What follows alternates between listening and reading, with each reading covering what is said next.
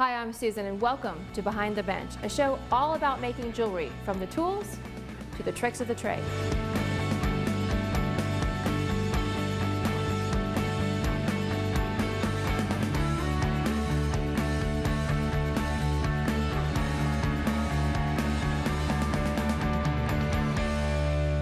I'm about to meet with Tony Thompson, master jeweler, and he's bringing some rough for us to look at for our very first Behind the Bench episode.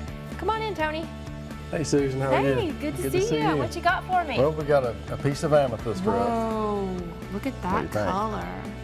It's huge. It's a good size piece. Yeah, that's beautiful. Where's it from? Brazil. Wow, I love that. Kind of matches my necklace. I do really like the amethyst. What are you thinking for this stone? Do you have an idea? Like for the ring, because you're going to be making the setting, correct? Correct. We can kind of feed off of Joseph when he cuts it, but you know, a nice oval, an oval piece would be nice. You know, the shape of this stone, you could do like a really big a good size oval ring so if you you'd like. Make it sure, really like big. that. Like more, like almost like a statement ring. Yeah, yeah. That'd be cool. What do you think? Yeah, I do like that. We're really excited because we just got our rough, and we're going to get started making cutting a stone. Correct? Yes, of course. Are you excited? Yeah, always. We're gonna give some slice here to try to get the best clean stone from this piece. So that's the piece we're gonna use to make the double stone, one pear shape, one oval. So we're ready to go. We are watching as the lapidary carefully examines the rough stone.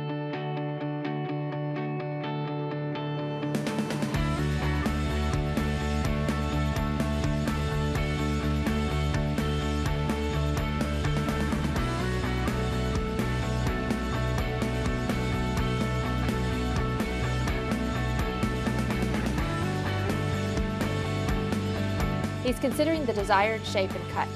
He will now decide how to divide the rough, imagining where the table and pavilion will be. He'll keep a close lookout for any inclusions that must be removed, and he'll consider any color banding and zoning that might affect the look of the finished piece.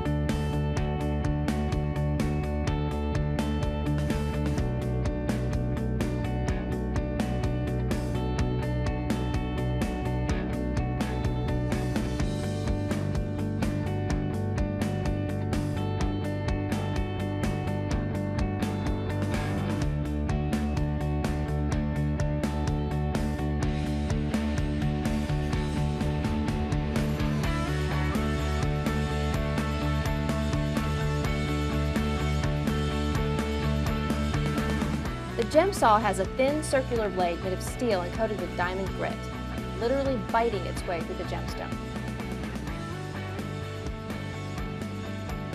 Water is used to wash away cutting debris while also keeping the stone and the saw blade from overheating, which could cause damage to both the stone and the saw blade. Pre-shaping is when the lapidary holds the rough stone in his hand and grinds it using a spinning wheel called a lap, primed with diamond powder. This is where we start to see the basic shape of the stone start to form.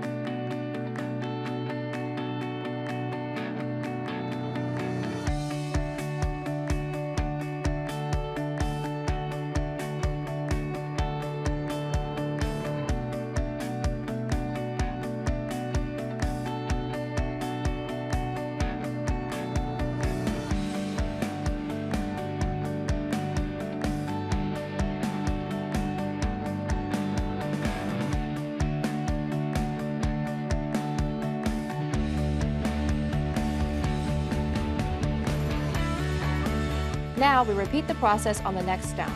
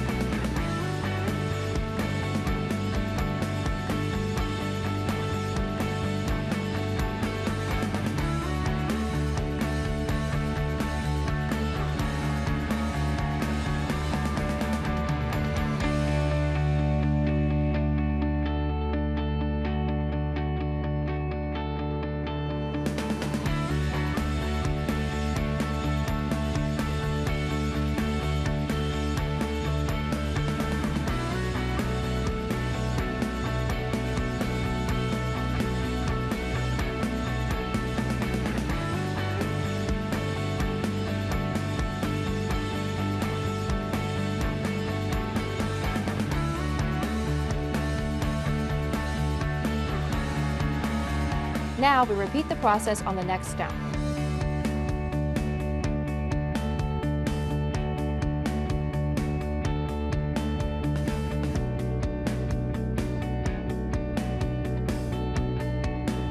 Faceting is when hundreds of tiny faces or facets are placed on the table and pavilion of the pre-shaped rough stone. The grinding lap is replaced with a faceting lap that allows the cutter to make finer and more precise cuts in the stone. The facets are cut into the stone at extremely precise angles. Using the handheld method, the cutter uses the height, angle, and index triangle to place each individual facet separately on the crown and pavilion. Height will control the depth to which each facet is cut, angle controls the plane on which the facets are cut, and the index controls the placement of facets around the shape.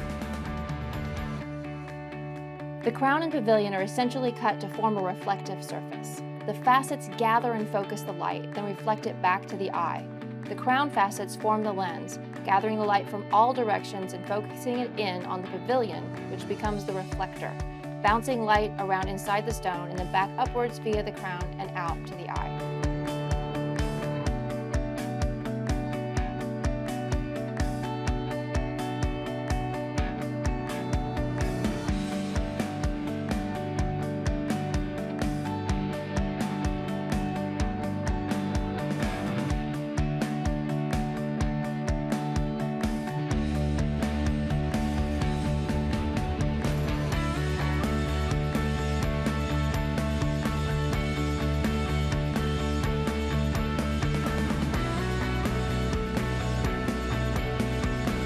We are watching as the cutter uses a polishing lap. It is primed with an extremely fine diamond powder.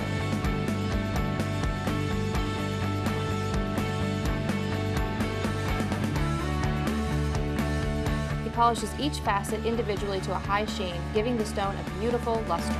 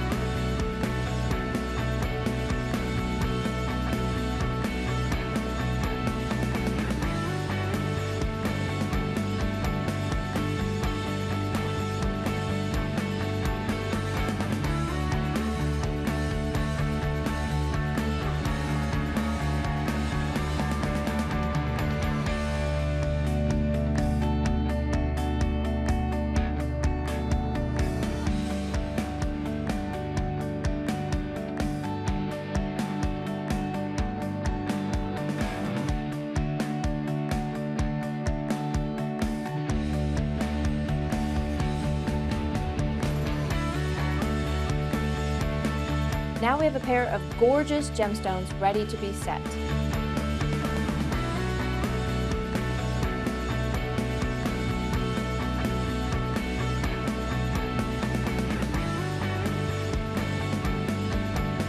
Tune in next time for Behind the Bench, where we're going to continue our journey and learn about wax carving.